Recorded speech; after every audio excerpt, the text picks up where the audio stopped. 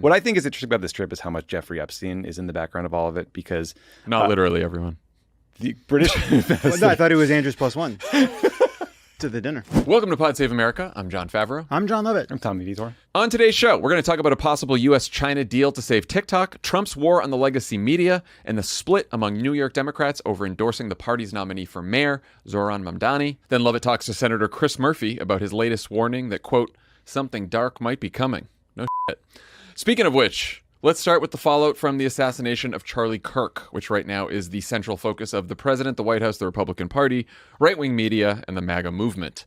The suspected killer is set to be charged in court on Tuesday. More on that in a bit.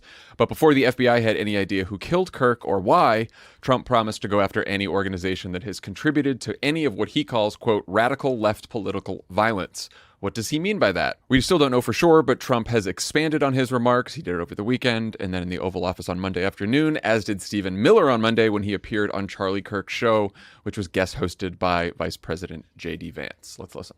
Well, the problem is on the left. If you look at the problem is on the left. It's not on the right, like some people like to say on the right. The problem we have is on the left. You know, they're already under major investigation. A lot of the people that you would traditionally say are on the left. They're already under investigation? Already under investigation. With God as my witness, we are going to use every resource we have at the Department of Justice, Homeland Security, and throughout this government to identify, disrupt, dismantle, and destroy these networks and make America safe again for the American people. It will happen, and we will do it in Charlie's name. Do you plan on designating Antifa finally a domestic terror organization? I would do that 100%, and others also, by the way, but Antifa is terrible. We have some pretty radical groups, and they got away with murder. And also, I've been speaking to the Attorney General about bringing RICO against some of the people that you've been reading about that have been putting up millions and millions of dollars for agitation. These aren't protests. These are crimes, what they're doing. So, still kind of vague, still very terrifying. Two senior administration officials told the New York Times on Monday they're working to identify organizations that funded or supported violence against conservatives. The goal, they said, was to categorize left-wing activity that led to violence as domestic terrorism. What's been your reaction to the threats coming out of the administration, Tommy? My takeaway watching that whole live stream was Stephen Miller, J.D. Vance, like a lot of the MAGA world, they're seething. They're seething with rage, and they are looking to punish a big group of people well beyond this sick individual that murdered Charlie Kirk. And I think on a human level, I get their rage. If someone shot one of you guys, I would be raging too. But I think everyone should watch J.D. Vance's like full closing statement on Charlie Kirk's show today, because I think it gives you the full roadmap for what's coming down the pike. So Vance starts by he talked about this article in The Nation that he says took Charlie Kirk out of context and was not just unfair, but he claims was an attempt to justify Charlie Kirk's murder, which is absolutely not true. Like, I read the article, it was extremely harsh. There's a correction appended, so clearly they got something wrong. But the article concludes, I won't celebrate his death, but I'm not obligated to celebrate his life either, is clearly not justifying his murder. But Vance he builds his outrage to this one article into a bigger argument against what he calls a pyramid or structure that includes donors, activists, journalists, and politicians, so the big group of people. And then he asserts as a fact, based on some polling that I'm not really sure where he's pulling it from, that liberals are the real problem when it comes to political violence because liberals believe it's okay. It was a single YouGov online poll that came out the day after the assassination. Oh, good. Okay, so classic, just very strong data set from one online poll. Got it. The night fielded the night after the assassination. Oh, attempt. good. Okay, so that usually works out. Gold well. standard. Yeah. So then he ties together not just actually violent people, but also someone who yelled rude things at him and his family when they were at Disneyland. And then people who Vance says have lied about Charlie Kirk. And it builds to him saying there can be no unity with people who fund these articles or pay the salaries of what he calls terrorist sympathizers. So my takeaway was they're going to go after these media organizations who write things they don't like. They're going to go after the tax-exempt status of progressive foundations that fund organizations they don't like, including the media. They're going to organize the mob to cancel random people who say terrible things on the internet. And they don't care that it's all kind of antithetical to the principles of free speech that Charlie Kirk talked about, or all the anger and frustration at cancel culture that we've heard over the years, including at TPUSA events. And again, they refer to these groups as terrorist organizations, which to me is very significant in the wake of the administration just deciding that it can murder suspected drug dealers because they've been designated a terrorist organization by the White House, including a second military strike on a boat today. Yeah, I watched the whole thing too, and one thing I think was worth watching it in full too is because you see lots of clips of it going around, right? But you would never know that inside of what he said is he actually does acknowledge that he received a lot of personal notes from Democratic friends and former Senate colleagues, and he makes a point of saying that the vast majority of Democrats do not condone political violence. But it's almost an aside to get to his main point, which is the crackdown. Like, he doesn't see saying that as a kind of, I don't know, entree into a better kind of conversation that recognizes that this is not a partisan problem, right? Like, he's referring to a single study that shows Democrats are more accepting or tolerant of political violence. Meanwhile, Cato Institute is not exactly a left-wing organization, looks at the data and shows that actual right-wing murder and mayhem is tilted towards the right. But like, even in this, there's this competition to prove that it's a problem of the left or a problem of the right. And meanwhile, like, you have a set of political assassinations and attacks. They are clearly run the gamut across the ideological spectrum. We've seen all kinds of attacks on Democrats. We've seen 2 attempts on Trump, this murder of Charlie Kirk. There are also mass shootings that are similar in that these are all people wanting to go out in some kind of a blaze of glory, the ideology of which is, if it's legible at all, is often incomprehensible and strange and deranged, and it's all along a kind of smooth curve of motivations. And you look at it and you say, okay, we do have a really serious problem. And to understand it requires not looking at it with this like political valence of trying to compete to which side is going to own most of it. And meanwhile, we have this toxic political culture that he is, of course, contributing to by saying they're going to target the broad left and foundations because there was a article in The Nation he didn't like, an article nobody read. He said at one point, it's a statistical fact that most of the lunatics in American politics today are proud members of the far left. That is not a statistical fact. No. The fact that the Vice President of the United States is saying that is just unbelievably irresponsible. You know, like we mentioned, there's like a YouGov poll. There's also a huge poll, large sample from earlier in the Trump administration, March or April, has the ideology of killers. Like 20% of Trump supporters agree that Americans may have to resort to violence to save the country. 10% of people who don't like Trump agree with that. The Anti-Defamation League, which, as you know, is not some liberal bastion these days, has data from 2013 to 2022, overwhelmingly right-wing instances of violence. The FBI's own statistics, DHS own statistics. Like, it's not, and again, this is not to say that, left-wing political violence, to the extent that it happens, is not a huge fucking problem.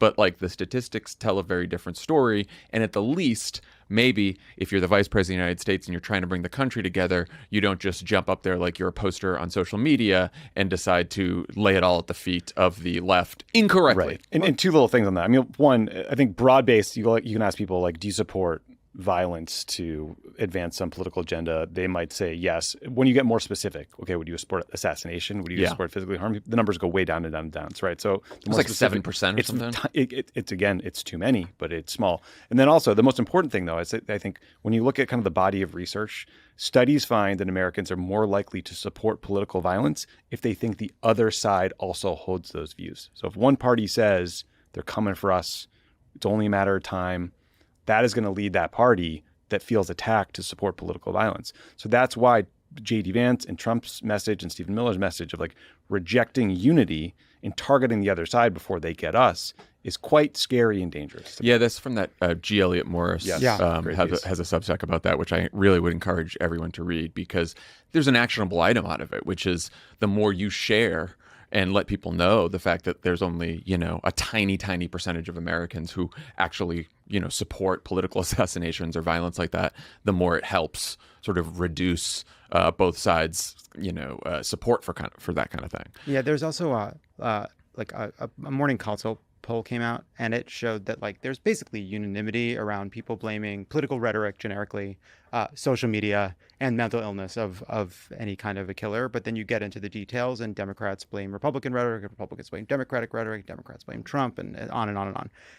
But you see in that people instinctively understand that we have a huge problem with rhetoric, and you do have to have two ideas in your mind that are a little bit in conflict, and one of which is undoubtedly heated political rhetoric kind of contributes to create a medium in which these kinds of things can emerge. And also, no, we should not, unless there's clear evidence, tie the actions of random murderers and maniacs to entire movements, in part because that gives those murderers and maniacs more power. It suggests that they were successful in yoking control of our politics, which is what a person who does this is ultimately doing by declaring their views and their desires and their dominance, their worldview more important.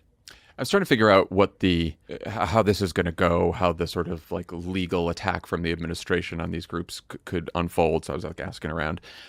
If you noticed, Stephen Miller in the Oval on Monday when Trump was asked about this, and then Miller started, what NGOs are you talking about? What's the specifics? He said, he mentioned ICE, people who are doxing ICE and handing out gas masks at protests. And it sounds like from what Miller has been saying and even what J.D. Vance has been saying, that they were planning something like this prior to the assassination, especially because Miller says that Kirk's last text to him was go after these left-wing organizations, make sure you do that. And there's no law that would allow the president or authority allow the president to designate a domestic group as a terror organization. You need to have some kind of foreign ties to that. That seems more like one of his, sign an executive order that doesn't really have any force of law, or maybe he just labels them that, They've been throwing around RICO a lot. RICO is, that's the racketeering law. It's used for conspiracy. It's hard to do a criminal RICO case unless there were direct connections between organizations and people who have committed violence. One thing they have done before, or the government has done before in history, is there's you can bring civil RICO cases and you can do civil forfeiture. And so what you do is basically freeze the assets of a group that you think is part of a conspiracy, and they can sue to get those assets back, but it basically ties them up for years in court. And this is what happened with a lot of Muslim charities after 9/11, is they were bankrupted through forfeiture, even though there were no convictions, and eventually were found to not have supported any kind of terrorist groups. So it's a campaign of intimidation. It's a campaign of perhaps we could seize assets and money and power, which also Miller said over the weekend. He's we're going to take your power away, take your money away, and then if you've broken the law, then we'll take your freedom away. And it's well, why are you taking power and money if they haven't broken the law? You got to go to the law first. Yeah. It does seem look, I mean, the thing that is so worrying to me about it is, in part, we've seen so many major organizations capitulate just on the threat of action by the Trump administration. We'll get to some of the media examples later, but we have not seen kind of mainline groups show a lot of kind of grit in the face of intimidation tactics by the administration. I talked a little bit about this with Chris Murphy, and John Gans wrote a great piece about this, just about what a crackdown could look like, and we've talked about this before, that there are parts of America's kind of culture that give us advantage, one of which is a big, complicated, fractious country with a lot of layers of government. And he talks about this, that it's virtually ungovernable. That's been true throughout our history, and that is a protection. But you only have to target a few places to have a real chilling effect across free speech. Organizations afraid to get involved in protest, organizations afraid to get involved in, say, fighting on behalf of immigrants, for fear of being tied to some action of some disparate group, and then that coming back to them because they were involved in a meeting or a different meeting or a protest or whatever. I will say, back to that Nation piece that made him so mad, not only did he mischaracterize the piece itself, he said that, and that the nation is funded by, George Soros's Open Society Foundation and the Ford Foundation, and both Open Society and the nation were like, no, that's not true. There's no connection between us whatsoever. Yeah, but step one is going after the Soros Open Society Foundation, the Ford Foundation, and stripping their tax-exempt status, which will make it impossible for them to operate. Yeah, and it'll be like a Harvard thing, right, where they'll sue, obviously, and maybe they don't have maybe the administration doesn't have a leg to stand on, but it'll tie them up, So anything else from the J.D. Vance hosted? I know I watched most of it. I think you watched all of it. I thought Tucker Carlson's part was pretty interesting. It was the most low-key of the thing, which was surprising that it was Tucker. But he focused on the intra-MAGA split on foreign policy in the Republican Party and Charlie Kirk's role in pushing back on the neocons and opposing war in Iran. And then this is where it got interesting to me. Tucker says, quote, "I don't think it's helpful for people, particularly foreign heads of state, to jump in and say, he lived for my cause or whatever. That's disgusting, actually. It's also literally untrue." That is almost certainly a reference to Bibi Netanyahu, the Israeli prime minister, who, even before the killer had been ID'd, went on Fox News and he blamed Kirk's assassination on, quote, a combination of radical Islamists and ultra-progressives. So just linking the progressives with the Islamists. And it's all even weirder because Netanyahu's got a deal now with this far-right part of the MAGA world that has been asserting that Israel was behind Charlie Kirk's assassination, which the first time I saw this was from someone at InfoWars, but it kind of blew up on the right to the point where Netanyahu was asked about it during a TV interview. And there's zero evidence for the claim. Frankly, I find it insane on its face. And it's the latest kind of anti-Semitic trope you might hear, but it was just a bizarre subtext that kind of came out today. Unbelievable. Yeah, the only thing there was a political assassination. It does have underlying causes, and we're going to learn more what the motives are in the specific cases. But there is rising mass shootings, political violence. There are a lot of underlying reasons that it's happening. And the fact that we're going to now be dealing with a kind of partisan debate over a crackdown on the left, when that is such a ancillary and unrelated part to what's actually kind of driving this from the depths of the internet and what's broken in our society, means even as we're trying to figure out where Stephen Miller is going to find his next target, there may be more deaths, there may be more attacks, right? There may be more mass shootings, shooting in Minnesota, the random attacks happening all the time. And there's going to be no attention on that, right? Because we're not going to do anything to have an actual helpful national conversation about what to do to figure out what is driving these kinds of blaze of glory murderers. Yeah. And then there will be another, and we will do the same thing where we race around trying to figure out who can own the motives, if those motives are even legible. And it's sad and scary because it just means we're going to spiral down because we're focused on a fucking online lefty magazine that wrote an article that you didn't like. We're not focusing on the actual danger that is very real, and by the way, threatens Democrats and Republicans alike. So there's the government crackdown. There's also MAGA influencers and supporters who are just going after anyone who's posted comments that range from celebrating Kirk's murder to joking about it to condemning the assassination while still criticizing Kirk's politics and past statements. After some person tweeted a public spreadsheet of target names, Elon Musk responded, quote, "They are the ones poisoning the minds of our children." And here's what Vance said in his closing remarks on the Charlie Kirk Show Monday. So when you see someone celebrating Charlie's murder, call them out. And hell, call their employer. So I guess for J.D. Vance and Elon and the rest of MAGA now, free speech is out, cancel culture is back, and it's good now, right? What do you guys make of the naming and shaming and I guess trying to get people fired campaign? Remember when Elon bought Twitter? As he said, it was because he was a free speech absolutist. Mm-hmm. Generally, absolutists would entail speech that offends you. It does show how dumb and hypocritical the debate has been all along. I mean, there are some very principled defenders of free speech out there.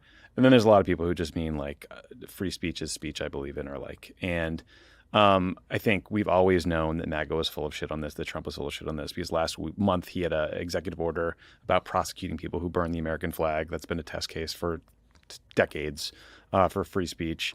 Before that, they were arresting foreign students who were critical of the war in Gaza.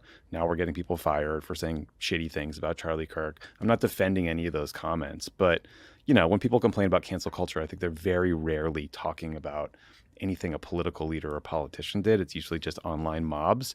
And now these guys are creating spreadsheets, and Elon Musk is helping unleash these online mobs on the platform that he purchased to be a free speech absolutist. And it's just like, it's absurd.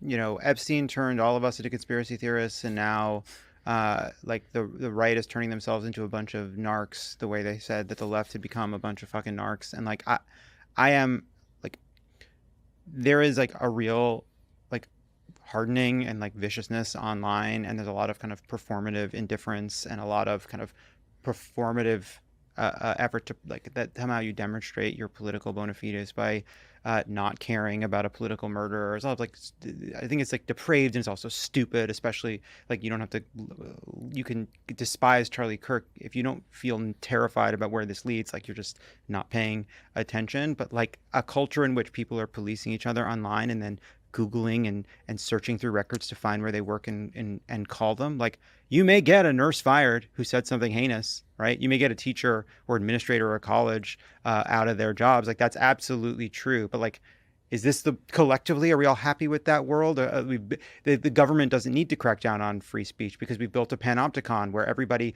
vents their spleen and then goes around trying to figure out who they can hurt by it. Like, go and find the way in which to make them pay for that thing I saw online that I didn't like, turning the whole country into one little tiny village where everybody's like watching each other through the windows. Is that a good world we want to live in? By the way, I would have said this when this was policing people from the right or from the left. I think we did. And I think we did. And I think we did. It's the reason, the legal standard, again, for free speech, we have a pretty broad one here in America. For speech must be directed to inciting imminent lawless action and be likely to produce such action, right? That's the standard. That's the Supreme Court has decided on free speech, if for it not to be constituted as protected free speech. So beyond that, the reason that you sort of have a big broad definition of this is because people start with someone saying, oh, or this person posted, I'm glad he's dead, or this person posted, you're next, so-and-so, right? And now we've gone to all the way down to someone who's saying, I condemn violence, but let's, and I think it's awful that he was assassinated, but I also think he said some bad things. Now the right is including that, which is what that Nation article basically said. Yeah, yes. It's just like, I'm sorry, but like you're at the point where just people posting quotes out of context. Right. The out of context quotes now, we're gonna go after people. And then it just got in. It sort of veered, and it was making me angry. And then at some point in the last 48 hours, 72 hours, I had to laugh. So it was veering into the absurd. And fortunately, the chairman of the Oakland County Republican Party in Michigan, he did it for me. He made me laugh. He decided to drive around all weekend and post pictures of private businesses with flagpoles demanding that they lower the flag, even though President Trump's order to lower the flag is for federal buildings only. And so you get tweets like this from this guy. Hey, Chase Bank, why isn't your Barclays Circle branch in Rochester Hills complying with federal and state orders to lower the flag in honor of Charlie Kirk? You've had since Wednesday. You think the I know you're mad, man, but there's got to be a better way to spend your time. You think the bigwigs at Chase HQ are going to come down heavy on the Barclays Circle branch? It's such an like this. People have been pointing out that like after Kennedy was killed, there were like there were reports about people celebrating it, right? and that leading people to say, hey, it's not social media, but like. I don't doubt that there's this part of us that has like a schadenfreude and kind of a lack of care for political opposition that can get pretty vile, and that it's always been there. But like it's just so obvious that being exposed to so much of it and exposing ourselves to so much social media leads people to really like I felt it myself just this weekend, kind of reading about this stuff. Like I felt myself like getting this sort of like anger, and then you feel it and there's nowhere to put it, right? Because you're just reading things on the internet, and so you want to like you have to do something with it. And so he's going to point it at that Chase branch. And like, there's so many people I disagree with, and they're all out there saying these things all the time. And like, people don't know what to do with that energy. And it's just so fucking toxic. Yeah. And that's not even like, I disagree with the Chase branch. That's like the Chase branch probably not even crossing the manager's mind that they should lower the flag. I mean, come on. So here's what we know about the alleged killer as of Monday afternoon when we're recording this. We may know more by the time you're hearing it. The suspect is 22-year-old Utah native Tyler Robinson, who agreed to turn himself in after his father recognized photos released by the authorities. Robinson comes from a family of Republicans, but Utah Governor Spencer Cox said over the weekend that Robinson himself held a, quote, leftist ideology.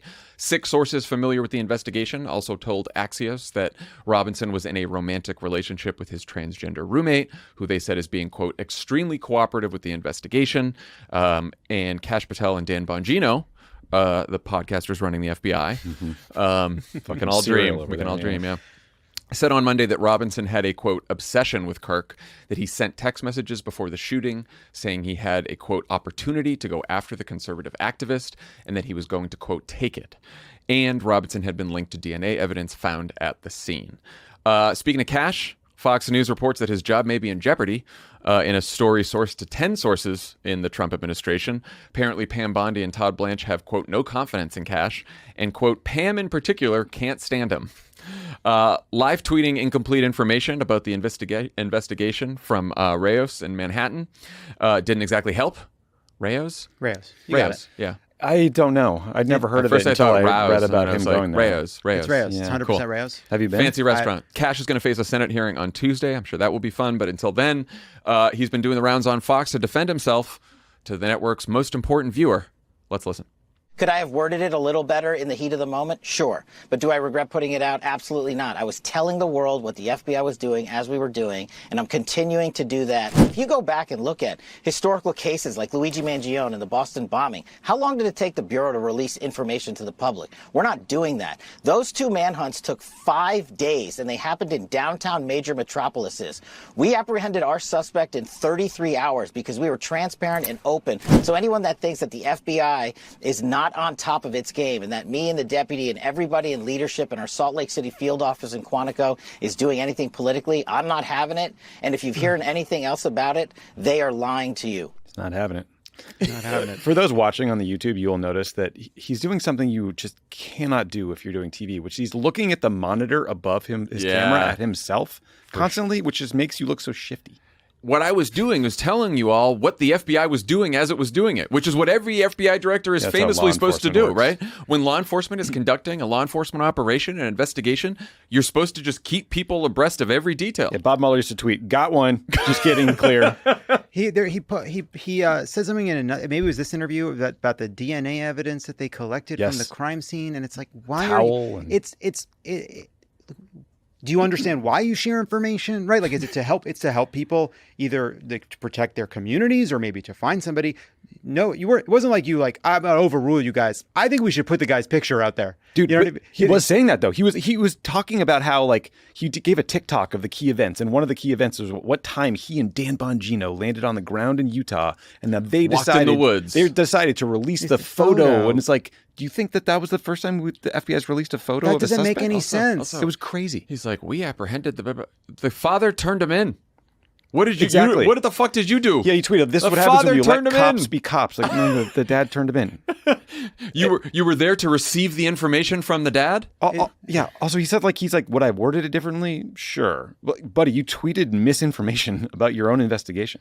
Yeah, there's also there was an Axios story, and it wasn't that remarkable, but it said that it was about the transgender roommate and how it might lead to motive, and there were quotes by Cox in there. But Cox, who by the way seems to just be behaving honorably and responsibly throughout this, but at the end of that story, it said something I just hadn't seen in this kind of tone before.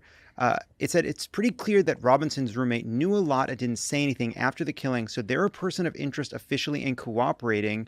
A second official said, "We want to keep it that way."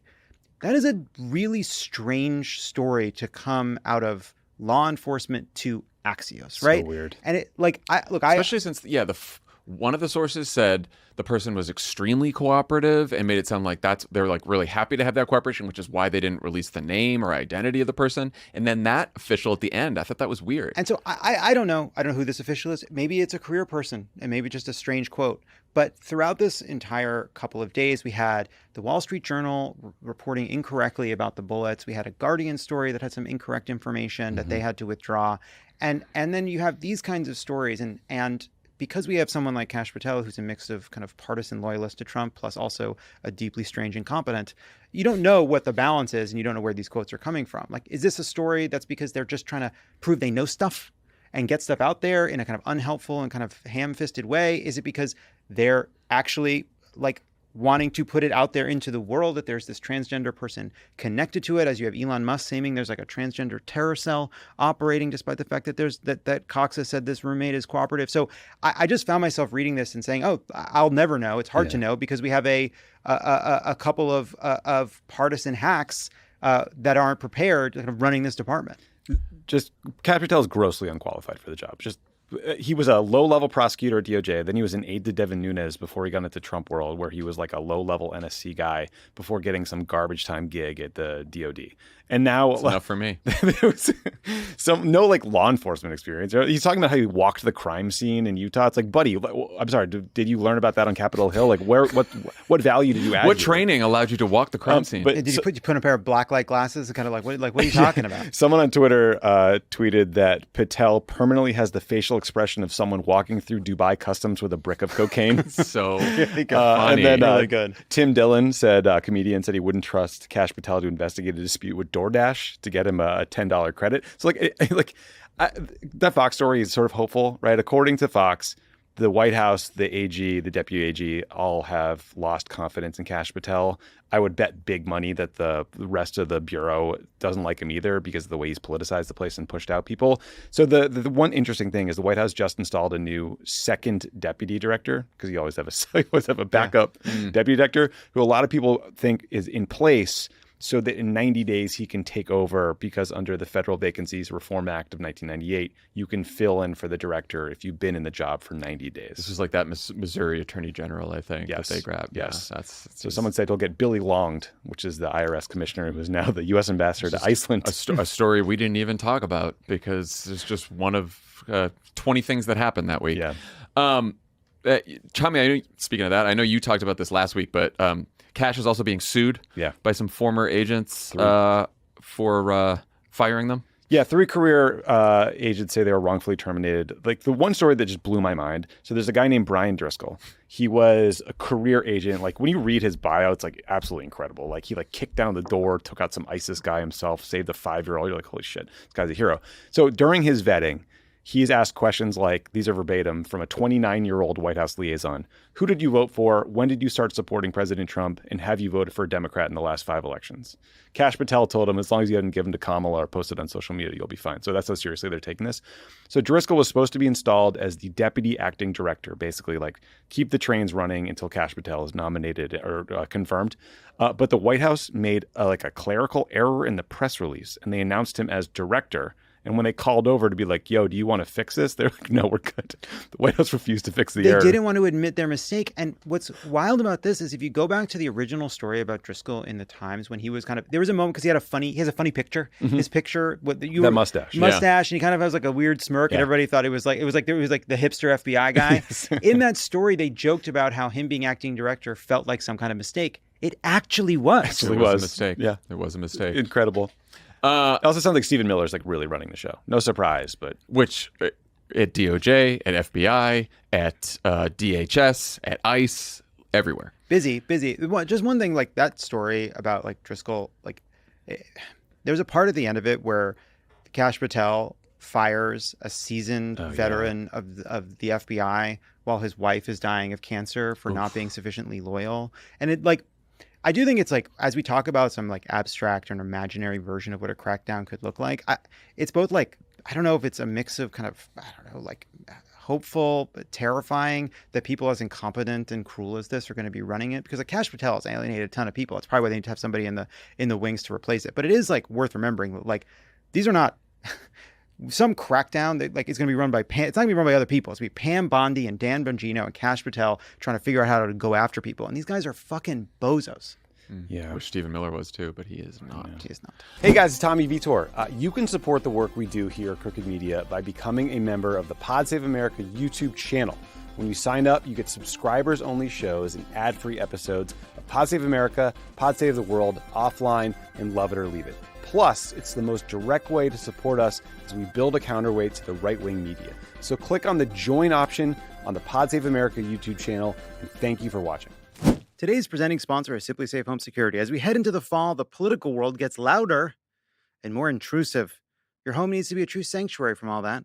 SimpliSafe helps you secure that peace of mind with comprehensive 24/7 protection. Not sure how it can protect you from the news, but knowing they can actually proactively prevent a break-in lets you relax and recharge so you have the energy to fight all those other battles. I'm a fan of SimpliSafe. I set up a SimpliSafe myself. It works great, super reliable, great app, great customer service. Highly recommend it. Their smart cameras can identify a potential threat, not just motion, but a person on your property. That immediately alerts SimpliSafe's professional monitoring agents in real time. And here's the game changer. Their agents can proactively intervene while the intruder is still outside. They can use two-way audio to confront, and they can let them know they're being watched on camera and that police are on their way. They are so confident in what they do that there are no long-term contracts or hidden fees. You can cancel anytime. They also have a 60-day money-back guarantee, so you can try it and see the difference for yourself. Visit simplysafe.com/crooked to claim 50% off a new system. That's simplysafe.com/crooked. There's no safe like SimpliSafe. Pod Save America is brought to you by Wild Alaskan Company. What challenges do you face when you're buying seafood? Oh, well, you got to go to the supermarket. You got to wait for them to have a person to get the fish. It's hard to figure out where it came from. You have to ask a lot of questions. It's so much easier to use Wild Alaskan Company. It's the best way to get wild-caught, perfectly portioned, nutrient-dense seafood delivered directly to your door. You haven't tasted fish this good, and I've had it. I've been using Wild Alaskan Company. It's really good fish. Me too. Making the salmon. I've made some whitefish. I made all kinds of things. Fish tacos. Yeah, and it makes me eat fish more because I just remember. It arrives. You put it in the fridge overnight, so it's ready the next day. Wild Alaskan is 100% wild caught, never farmed. This means there are no antibiotics, GMOs, or additives, just clean, real fish that support healthy oceans and fishing communities. Wild Alaskan fish is frozen off the boat to lock in taste, texture, and nutrients like omega-3s. Wild caught from Alaska, every order supports sustainable harvesting practices, and your membership delivers flexible shipments, expert tips, and truly feel-good seafood. I really like the salmon. It's really great. Try it risk-free with their 100% money-back guarantee. If you're not completely satisfied with your first box, Wild Alaskan Company will give you a full refund, no questions asked, no risk, just high-quality seafood. Not all fish are the same. Get seafood you can trust. Go to wildalaskan.com/crooked for $35 off your first box of premium wild-caught seafood. That's wildalaskan.com/crooked for $35 off your first order. Thanks to Wild Alaskan Company for sponsoring this episode and for Pundit for making a bunch of noise during this end. So Trump's taken off for a working visit to the UK on Tuesday. He's going to get a whole welcome by King Charles, and Camilla. But he's going to be back in the States for Kirk's funeral and memorial on Sunday. If the Queen was there, they'd be rolling out all the stuff. Any sense of what's on the agenda for the UK trip, Tommy? Yeah, he meets with the king and the royal family. They do like a carriage procession and the state banquet at Windsor Castle, and then he and Keir Starmer will hang out over at Chequers, one of the countryside residences. What I think is interesting about this trip is how much Jeffrey Epstein is in the background of all of it, because not literally everyone. The British Well, no, I thought it was Andrews +1 to the dinner. No? Well, that's exactly right. The British ambassador to the UK, this guy Peter Mendelsohn, just had to resign because this cache of Epstein's, like his Yahoo inbox, became public, and Bloomberg News got a hold of them, and there's like hundreds of emails back and forth between Epstein and Mendelsohn, including long after he had been prosecuted. Peter Mendelsohn's like staying at his house. This is a very senior person in under Tony Blair, and now the ambassador to the U.S. And then obviously, as you mentioned, like Prince Andrew was a big Epstein buddy and a creep, so that's always kind of lurking in the background. So I wonder how much this will kind of blow up over there. Those Mendelsohn emails are like bananas. It's not just that they take place after. Like he's like, oh, God, I can't believe they're doing this to you. Yeah, I can't believe this is happening to you. Crashing at his house. It's crazy. I'm sure all of the Brits, however they feel about the assassination, will be tripping over themselves to offer Donald Trump condolences and doing moments of silence and all that. It's very, yes. Like, I mean, not to make Tucker's point, but like the international sort of shows of solidarity among sort of global right-wing populists all over the world has been interesting to note. Yeah, but even like, I think it was like the European Parliament had a moment of silence. Like, I mean, I think they're taking their cues from Trump about sort of how serious and important this is. And obviously it is very serious and important. It's a scary moment in the U.S. and in the political climate. But yeah, I think this will be a big topic of conversation out there. There's also just, it's coming at a time when the Labor Party is a disaster. Like Keir Starmer keeps tripping all over himself. He just had to fire his deputy prime minister and did this huge cabinet reshuffle, and the Nigel Farage's party is leading in the polls. So like things are not looking good for a lot of the kind of progressive left internationally. Great. In the wake of the assassination, Governor Cox of Utah called social media a cancer. There's been a lot of discussion about the role of these platforms in both radicalizing people and just making us the worst version of ourselves. Well, the Trump administration is responding with a big announcement. TikTok is saved. Nice. Oof.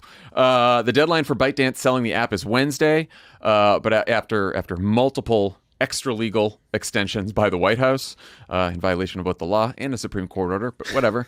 But then Trump... Whatever, right? Trump posted on Monday morning that, quote, a deal was also reached on a certain company that young people in our country very much wanted to save. They will be very happy. I will be speaking to President Xi on Friday. Scott Bessent basically confirmed this news, saying that the two sides had agreed on a framework of a deal that would transfer ownership of the app to the U.S. He also said, quote, we are not going to talk about the commercial terms of the deal. It's between two private parties, but the commercial terms have been agreed upon. So I assume our America First president would never cut a deal that leaves TikTok users vulnerable to any kind of influence or data collection by the Chinese Communist Party, right? I think we just have, I don't think he gives a fuck, but I think we have no idea, right? We just have no idea what's about to happen. Like whether or not the deal is that China will still be kind of in control of the algorithm or not. We just don't know.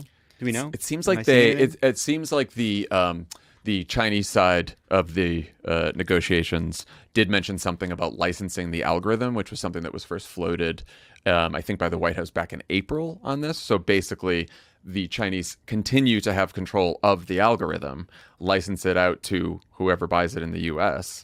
And it's so the privacy data collection concerns are somewhat ameliorated, I guess, supposedly, but the Chinese Communist Party in control of the algorithm and turning it on and off for the propaganda purposes, like that does not seem like it is fixed by that kind of arrangement, if that's what the arrangement may be. Okay, good, because I don't want to stop seeing those cool Chinese folk songs sung by all kinds of people. I love them. Yeah, so the data privacy thing, like it makes me worry, but also there was this giant hack called Salt Typhoon, which apparently means the Chinese have had like a decade of access to all of our communications. So I think ship's kind of sailed on that one. Them licensing out and get you a good deal on an algorithm. That works. Chinese Communist Party just turning up and down the dial on like how we all feel about the world. 170 million Americans using this thing a month. Also, what do you want to bet that either the government, U.S. government, has a stake in TikTok now, 100%. Oh, yeah. or like a bunch of Trump close allies.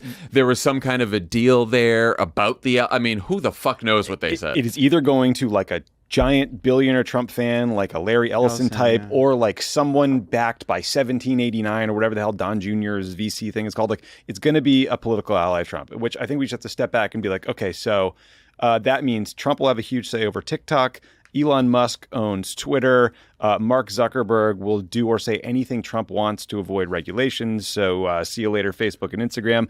I guess we can fight it out on LinkedIn, guys. We got a rump state over on Blue Sky where we can, if we end the Civil War there, we can maybe, mount a counteroffensive. Not a place. Everybody from Blue Sky is about to get fired for their post about Charlie Kirk, so I don't really know. I feel like there's a lot of like concern about the algorithm and the data, and then I look and it's like, I don't know, like the Twitter algorithm is wholly owned by a capitalist, and it's a fucking nightmare. Instagram's a nightmare. These places are already a nightmare. I think it can get worse. I think it can get a lot worse. Well, we're going to talk about the legacy media organizations that TikTok and other platforms are rapidly replacing. Outlook continues to be pretty bad there as well.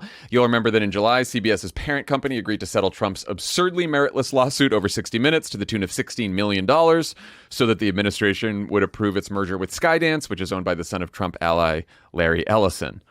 The merger closed in early August after the head of CBS News resigned, the executive producer of 60 Minutes resigned, CBS canceled Stephen Colbert's show, and Paramount's general counsel pledged to hire an ombudsman to monitor CBS News coverage for any hints of political bias. In a surprise to absolutely no one, they selected Kenneth Weinstein, a Trump donor who he originally nominated back in his first term to serve as ambassador to Japan. This comes as rumors... There's no news experience, by the way. No, of course not. No news experience. Why would he have news Just experience? A conservative think tank guy. Hey, listen, it's time we say sayonara to woke. He didn't actually serve as ambassador to Japan. It didn't go through, but anyway. Bummer. This all comes as rumors swirl that Ellison is close to appointing conservative media commentator Bari Weiss in a leadership role at CBS News as part of a broader deal to absorb her startup, the Free Press, and as Trump continues to toy with the idea of revoking the broadcast licenses of CBS's historical rivals, NBC and ABC. What do you think, guys? What do you think of our new corporate media overlords? I think it's worth noting that Disney paid a settlement for a frivolous lawsuit by George Stephanopoulos in the same way that CBS did. They seem to have gotten no credit for it. They didn't really seem to get very much for that George Stephanopoulos payout, if now they're coming after their license anyway. And I had actually thought that I'm like, not surprised would not be the word, but I thought that Trump understood that he needed to demonstrate that there was some value at first to these kinds of capitulations so that he could get some more of them. But that seems to be out the window now. So, he says he goes after Columbia. Columbia strikes a deal. Then all of a sudden they're going to be coming after them again. ABC thought they could get out of the barrel. They're still in the barrel. And so any capitulation really doesn't get you very much at all. I mean, the New York Times said they want to make Bari Weiss editor-in-chief or co-president of the network. So that's a big gig, along with his ombudsman. The Free Press, in its founding documents, built. Yeah, right. Right. Yeah, I think they're written by Publius. They build itself as this bastion of like heterodox opinion, truth-telling, but they're just the establishment at this point, and their primary focus is attacking anyone critical of the war in Gaza, or anyone who like wonders aloud if it's a good idea for the United States to keep funneling arms to Bibi Netanyahu so they can indiscriminately massacre civilians or periodically starve the population of Gaza. And so, that includes like repeatedly downplaying the famine in Gaza. There was an article in May that was headlined "The Gaza Famine Myth." Subtle.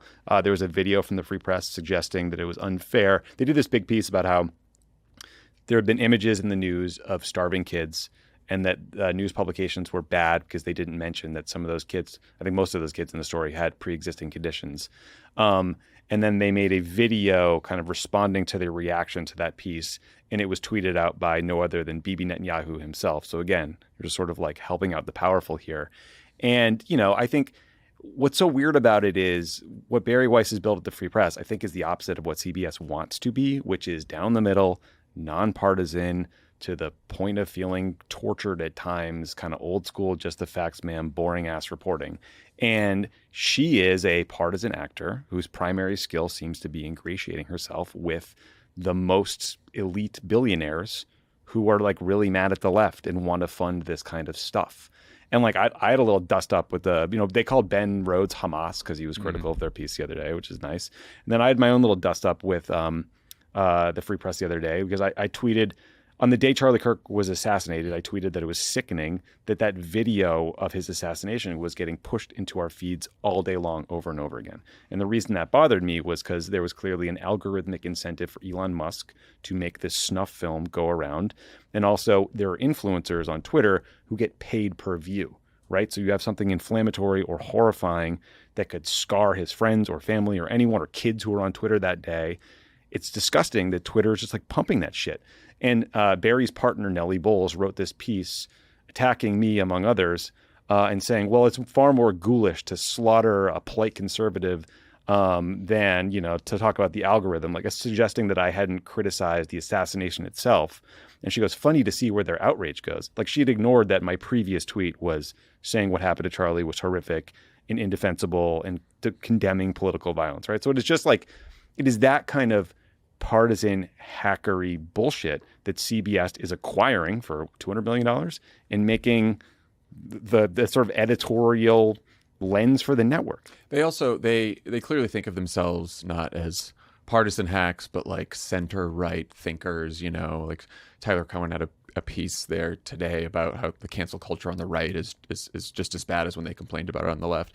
But like that requires Bari Weiss and company to constantly be attacking the straw man of the left that they have in their mind and that maybe was, justified for some people at some time. And so everyone, the left always has to be a liberal for the Free Press to continue. And so that's what I think is going to be like the real CBS thing, right? It's like, I'm going to pick out crazy things that Trump does here and there so we can continue to report on that. But then the left, just look at all the things they're doing. And if there's a nurse in Colorado somewhere who didn't properly, mourn Charlie Kirk, they're going to go after. Yeah, it's also like a sort of an outsider insider thing. Like the free press, like we're going to tell you the truth, right? Like they have done an amazing job of building a brand. Even the name is excellent, right? And like they have built a kind of like parasocial relationship with their fans in part because like, hey, if you support us, if you're here, it's because you're a truth teller and you're not afraid of a truth no matter where it comes from. Like you can handle it. And the left doesn't think you can handle it. And even some people on the right don't think you can handle it, but we know you can. But like that is a definition about being on the outside, right? But if you're about to take hold of like a storied mainstream giant media institution, by the way, one on decline as is every other mainstream institution, right? Like I don't know what exactly you're kind of like hoping to build in the kind of slowly enjoy ruling over the ashes. Right. But then it's like, okay, sorry, you're in charge now. You're not covering how CBS should be doing the news. You're doing the news. And in reality, the news is kind of boring. The kind of news that CBS does for the most part doesn't actually get a lot of attention. She'll spice it up. Well, sure. But like it doesn't get a lot of like the stuff that you don't talk about is just the day-to-day coverage that you have to provide. And like, I don't know how different that looks. How different is your storm coverage? You know? I don't want to know. Well, let's find out. I don't want to know. I'm excited to find out. All right. Before we get to Lovett's conversation with Chris Murphy, we just want to mention another Democratic senator who seems to understand the gravity of the moment, Chris Van Hollen, who talked to Tommy for the show last week. Van Hollen spoke at the annual Polk County Steak Fry in Iowa over the weekend. And during his remarks, he said that the hesitancy of New York Democrats like Chuck Schumer and Hakeem Jeffries to endorse Zoran Mamdani is, quote, spineless, and said they need to, quote, get behind him and get behind him now. On Sunday, after the New York Times covered Van Hollen's remarks, New York Governor Kathy Hochul endorsed Mamdani in a Times op-ed, leaving Senate Minority Leader Chuck Schumer, House Minority Leader Hakeem Jeffries, and Senator Kirsten Gillibrand among the prominent New York Dems that have yet to endorse. A Jeffries spokesperson then weirdly told the Times, quote, Leader Hakeem Jeffries will have more to say about the general election well in advance of November 4th. Meanwhile, confused New Yorkers are asking themselves the question, Chris Van who? After Hochul's endorsement, Trump again posted to Truth Social about the need to beat Mamdani and in his mob boss way seemed to float pulling federal funding from New York. What do we think? So Chris Van who? So I saw that over the weekend and it really annoyed me in part because it's like, okay, Chris Van Hollen has criticized you. They also served in the House together. But He's quite familiar with Chris Van Hollen. You're not responding to the actual substance of what he's saying. You're saying you're going to have something to say about this in the coming weeks.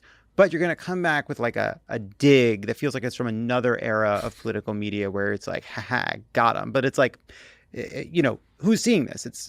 This is for no one. This comment, it's for no one, right? Like people who want you to endorse Mamdani. It's content for us. It's not an argument. You're not making an argument to anybody. You're not making an actual point. You're kind of treating people like they're stupid.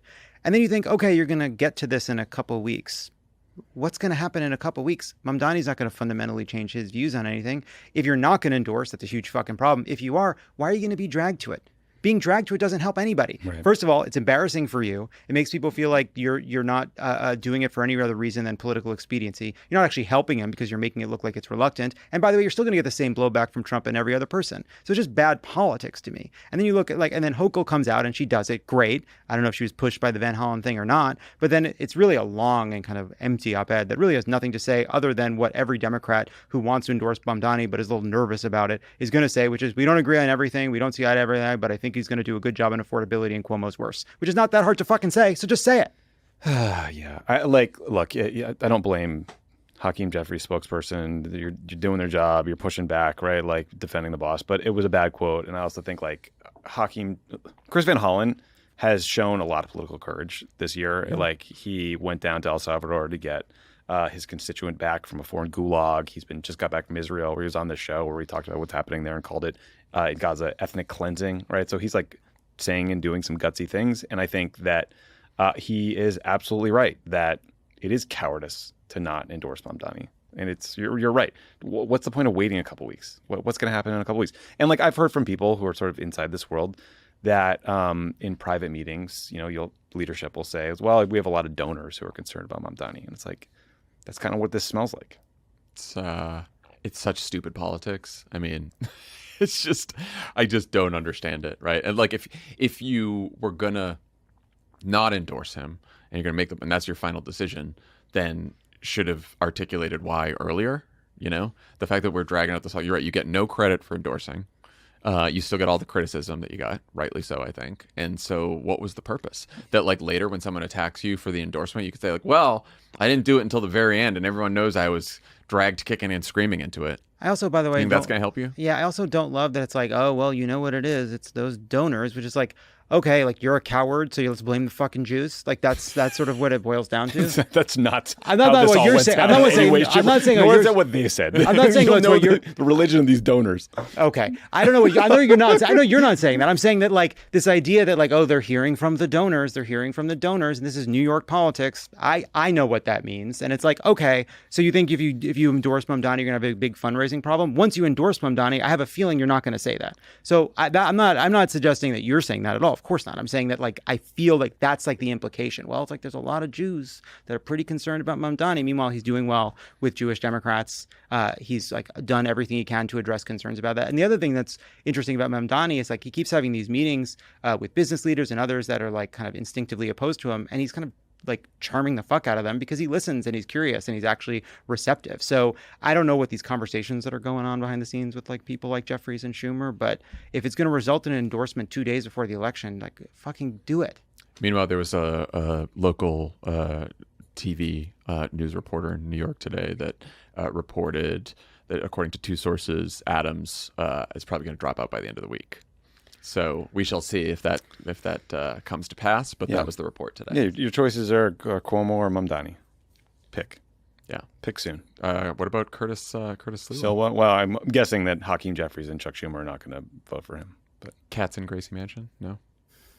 Okay, when we get back from the break, you'll hear Lovett's conversation with Senator Chris Murphy, who's been sounding the alarm about just how bad the Trump crackdown on the left might actually be.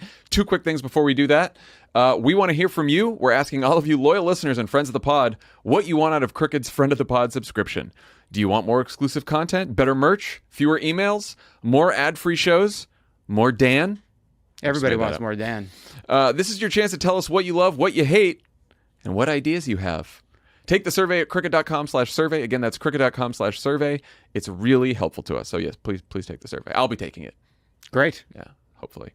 Also, you're like less than. More Mondays. Love It or Leave It's New York show is sold out. But for you Angelinos, there are still tickets to the LA show this Thursday, September 18th at Dynasty Typewriter. Who you having on? Let's see if you know. We've got Colton Dunn. We've got Michaela Watkins, some other guests lined up. We've got some amazing shows at Dynasty, so come on through. To see Love It or Leave It's upcoming shows and guests and grab tickets, head to crooked.com/events. Pod Save America is brought to you by HELIX. I have a HELIX mattress. I have the Dawn Luxe. Very comfortable. It's plush. Great mattress. Really comfortable. It's so nice. Like at the end of the day, you can turn on your Vanderpump Rules, for example. Mm-hmm. Comfortable. Stream till the thoughts end. Crawl into that bed. Big, beautiful bed and just chill out. Zonk. HELIX knows there's no better way to test out a new mattress than by sleeping on it in your own home. That's why they offer a 100-night trial and a 10 to 15-year warranty to try out your new HELIX mattress. Everybody is unique and everybody sleeps differently. That's why HELIX has several different mattress models to choose from, each designed for specific sleep positions and feel preferences. You can figure out which HELIX mattress is best for you by taking the HELIX sleep quiz and finding the perfect mattress in under 2 minutes. As I said, I was matched with the Dawn Luxe, and it's great. Because I'm a stomach sleeper, side sleeper. Your personalized mattress is shipped straight to your door free of charge. Go to helixsleep.com/crooked for 25% off site-wide. That's helixsleep.com/crooked for 25% off site-wide. Make sure you enter our show name after checkout so they know we sent you. helixsleep.com/crooked. Pod Save America, brought to you by Quince. Cooler temperatures are rolling in, and as always, Quince is where you can turn for fall staples that actually last, from cashmere to denim to boots. The high quality holds up, and the price will blow you away. Quince is the kind of fall staples you'll wear nonstop, like super soft 100% Mongolian cashmere sweaters starting at just $60. Their denim is durable and fits right, and their real leather jackets bring that clean, classic edge without the elevated price tag. What makes Quince different? They partner directly with ethical factories and skip the middlemen, so you can get top-tier fabrics and craftsmanship at half the price of similar brands. We love Quince here. Tommy's got a bunch of Quince stuff. I love Quince. I got a bunch of Quince stuff. I have shorts, shirts, sweater, sweatshirt. Wow. Keep it classy and cool this fall, like we just did with this ad. With long-lasting staples from Quince. Go to quince.com/crooked for free shipping on your order and 365-day returns. That's QUINCE.com/crooked. Free shipping, 365-day returns, quince.com/crooked. Senator Chris Murphy, welcome back to the pod. Thanks for being here. So I want to talk to you, obviously, about the murder of Charlie Kirk and the reaction to it coming from the right. You talked about this on social media over the weekend about the ways in which this could lead Americans to unite to confront political violence, but that we're seeing something else that's really worrying from the right. Can you talk a little bit about what you're worried about? This, awful, tragic assassination, could have been this moment where Democrats, Republicans, the right and the left come together and decide that we're going to do a set of things communally to draw a line in the sand on political violence specifically and mass violence, public violence writ large. Obviously, we're all shaken by the fact that more and more political figures are the targets of attack, and there's a system of radicalization that exists online, some of it political, some of it, frankly, non-political, that puts us all at risk. But predictably, Donald Trump is doing the opposite. He has been likely looking for a pretext all year in order to supersize his efforts to try to use the legal system in this country, which he now controls out of the White House, in order to destroy his political opposition. And we now have growing confirmation that that's the conversation that's happening inside of the White House, that they are, going to just create this mythical world in which the only threat of violence comes from the left, which is not true. There's radicalization in both the right and the left, but if you really want to do the counting, there's far more violent radicalization happening on the right than on the left. They're going to tell this false story in order to empower the DOJ and the FBI to shut down Democratic organizations, to harass and lock up more Democratic political officials. And what has already been a pretty dark year could get a lot darker. And I just think we have to name what they are talking about doing now so that when it happens, they have a lower likelihood of getting away with the stated reason versus what is the actual reason, which is their political agenda to try to seize power and allow Trump and his family to rule forever. Yeah. So J.D. Vance guest hosted the Charlie Kirk podcast, and he gave a kind of lengthy statement. He focused on this article in The Nation that was very critical of Charlie Kirk, and from there extrapolated out to a need to go after a lot of left-wing institutions. But there are two parts of it that jumped out at me. One is, at first I only saw clips of it. And when I saw clips of it, I saw clips of J.D. Vance saying that the left is statistically more likely to be lunatics and that he's going to go after left-wing institutions. But what I didn't see in anything shared on social media was, in that speech, J.D. Vance makes a point of saying that he heard from Democratic former Senate colleagues and Democratic friends who want to unite against political violence. And he says that he thanks God that the vast majority of Democrats do not condone political violence. And it struck me that even in this set of remarks about the need to take on political violence, we are all kind of subject to like the algorithmic feed and how it radicalizes us against one another. And I wonder if even this kind of debate about the proportion of which direction the political violence comes from is almost beside the point. Like, okay, we claim it's further to the right. Vance claims that the left has lost its mind and is celebrating a killing. But like, is there any hope to collectively talking about this as a cultural and internet-driven phenomenon? Of course there is, but it does require leadership from the top. And you're right that there's going to be a tendency to cherry pick anything that the vice president says or anything that the president says. But there's also confirmation today that there is an effort underway right now in the administration to name and target and prepare plans to shut down and disrupt only political organizations on the left. So, yeah, I appreciate the section of the vice president's speech in which he says what we all know, which is that, inside the sort of broad political mainstream, there is no tolerance for political violence, whether it comes from the right or the left or targeting the right or the left. But that kind of talk may be masking the plans that he is actively engaged in, which is an effort to try to, go after somebody like George Soros, right? Who, probably is the most notable funder of kind of generic political opposition to the president in this country, has zero connection to violence. In fact, has dedicated his entire life to fighting violence, condemning violence, but, has been named by Donald Trump as someone who might face criminal charges. And that likelihood that mainstream Democratic figures and funders get targeted has probably greatly increased, notwithstanding, some of the pieces of Vance's speech that didn't get covered. So there are obviously Republicans that are saying the right things here.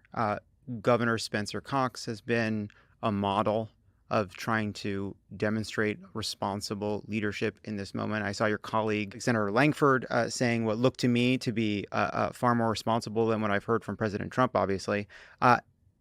In the Senate, in Congress, everyone is aware that the number of threats has gone up dramatically against Democrats and Republicans. That's not a Twitter thing. That's a real thing, right? Is there any hope that because of the actual reality of this confronting both Republicans and Democrats, without someone like Donald Trump doing what's right here and showing wisdom, which is obviously impossible to imagine, that there will be voices outside of those that could have some purchase? I mean, listen, I wish I could be the bearer of good news here. You are right that there are responsible, thoughtful Republican voices, but they tend to be the same ones over and over again. This is not the first time that Spencer Cox has said something full of all sorts of thought and common sense. James Lankford continually steps up and tries to make the Senate a more functional place.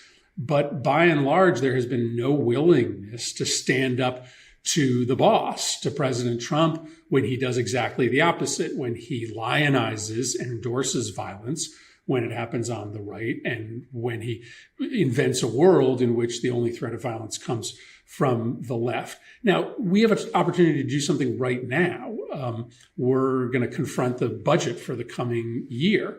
And, the president has made it clear that he wants to turn the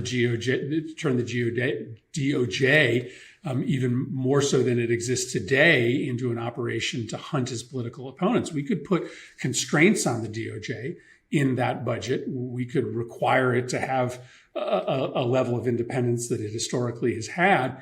But I just don't think, aside from the few Republicans you named, there will be enough that will actually try to, through law, put constraints on the president's instinct, which is to use the assassination of Charlie Kirk for political ends. So what are the constraints? What are the levers to slow or stop that project?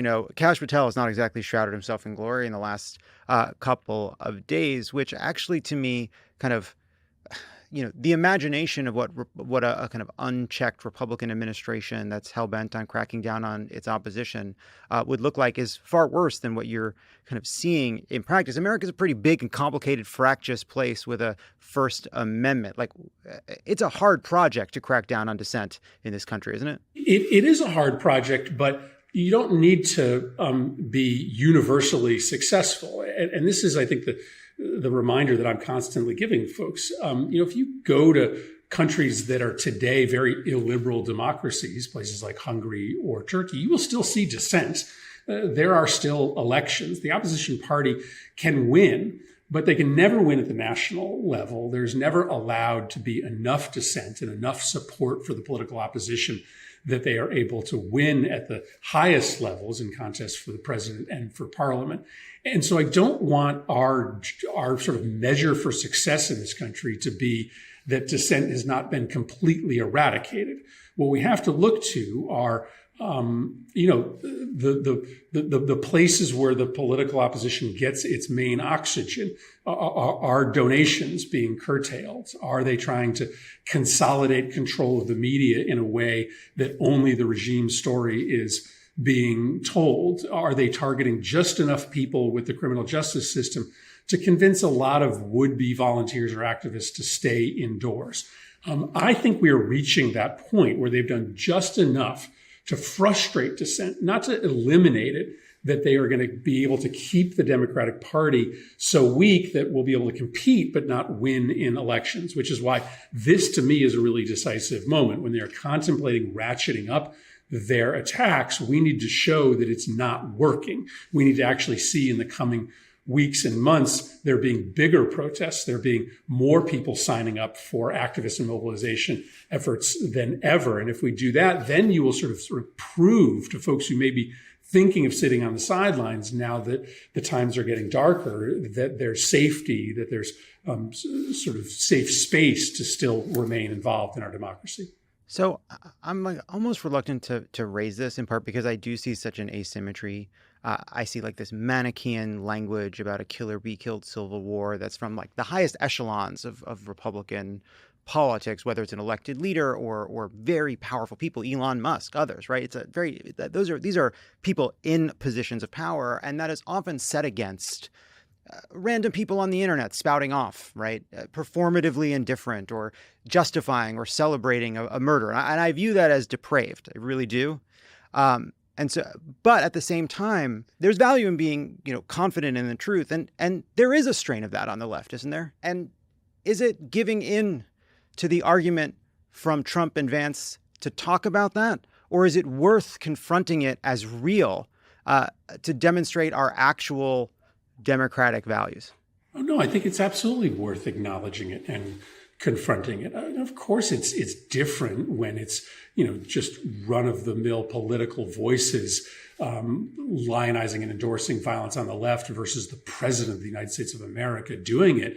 But that doesn't mean that we don't have an obligation to try to shut it down and keep it as fringe. Absolutely, we need to call this phenomenon out when it happens on the left. There are people who are celebrating these acts of violence. We saw that with the assassination of the health insurance CEO, that there were, frankly, a lot of people online who were making the case that the system was so badly rigged that their only recourse was to resort to violence. That is simply not true.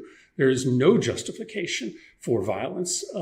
The energy should be put into fixing a broken system. And the system is absolutely not so broken. Our democracy is not so badly rigged that it cannot be fixed. And so when you see this endorsement or excuse of violence happening on the right or on the left, I think it's just kind of a job requirement for all of us to call it out.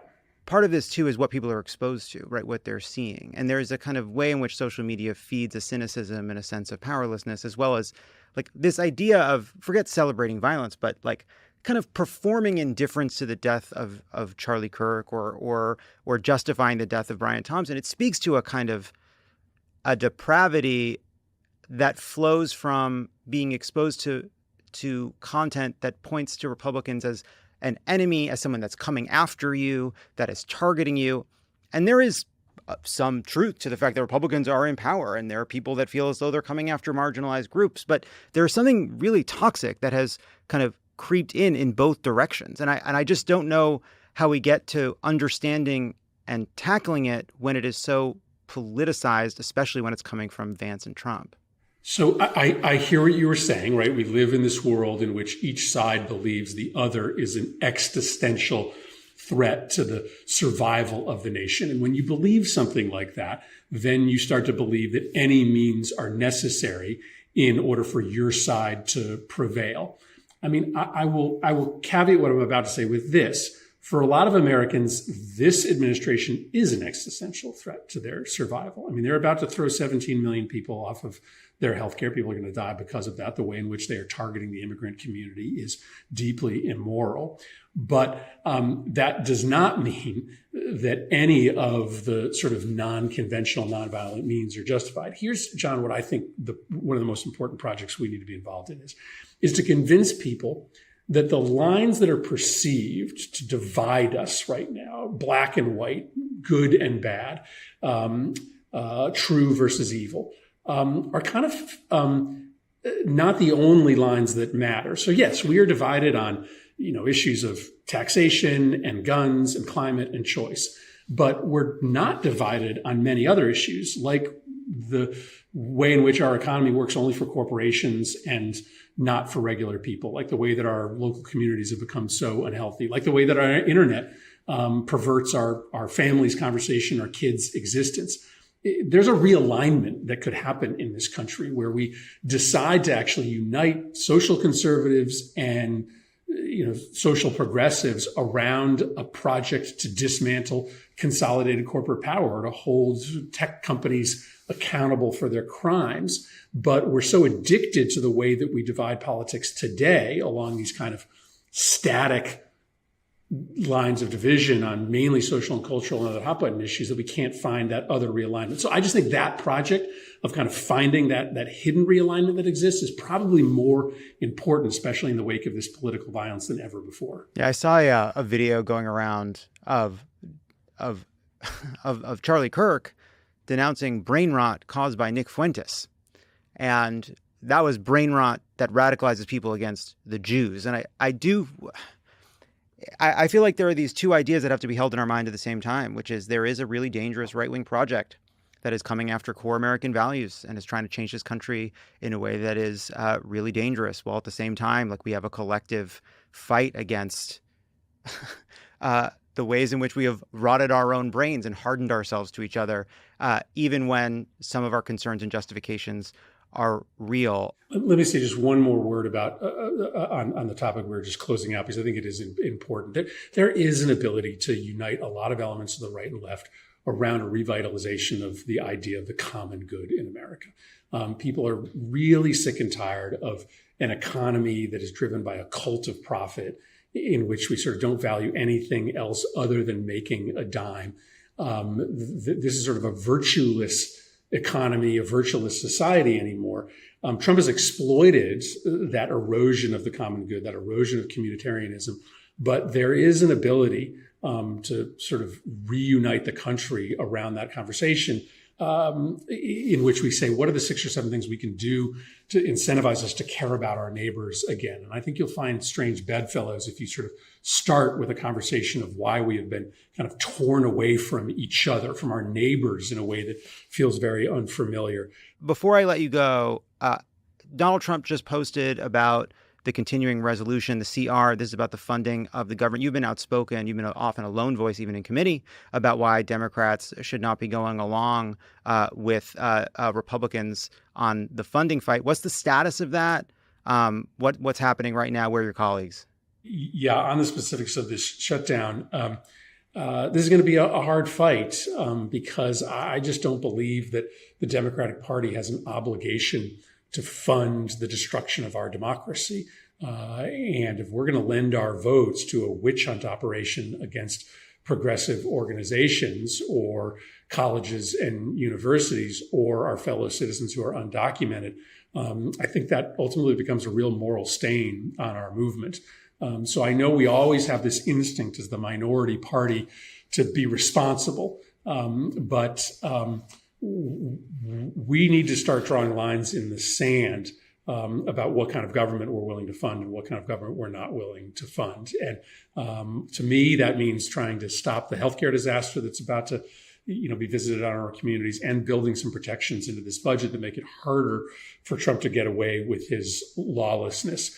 I think this is a moral moment for the party. And I think the country is going to be looking to see what the price for Democrats is of putting our imprimatur on a budget that could potentially fund the death blow to our democracy if we're not careful. So I agree it's the moral moment, but then all of a sudden the government shut down and everybody's trying to figure out what it looks like to get it reopened. Is what you're saying is you think that there are winnable fights if we hold the line on Obamacare funding plus some other protections, that you believe if Democrats held together, they could win that fight and get a vote that includes them and forces them into the budget?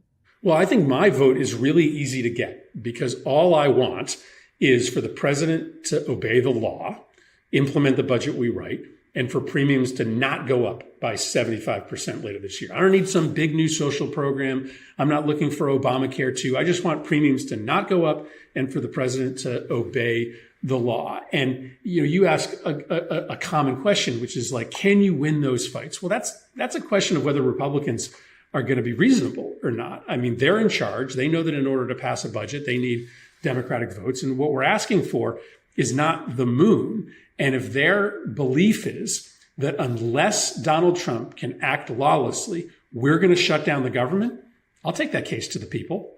Yeah, it's two things, right? It's whether Republicans will be reasonable, but also it's what Democrats are going to hold together, have a clear line, make that case to the country. That's not up to Republicans. That's up to you. And do you feel like you and your colleagues are ready to make that fight, draw that line in the sand, and hold to it?